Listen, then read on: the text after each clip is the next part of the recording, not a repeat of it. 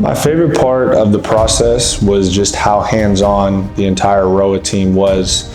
Starting with JP, getting the opportunity to go into their facility, see their craftsmanship firsthand, and then have them follow through constantly, throughout the entire process, communicate, and then once we actually got to installation, seeing all these plans that we had put together really come to fruition. So I would just say the professional aspect of the entire ROA team was my favorite part.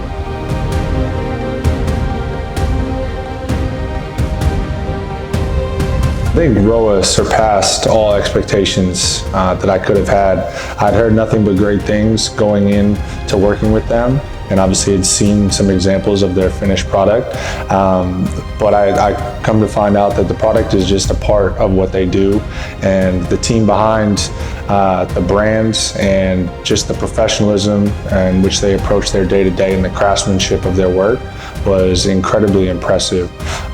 So for me, coming into not necessarily having a lot of experience in this space, completely surpassed any expectations that I would have had.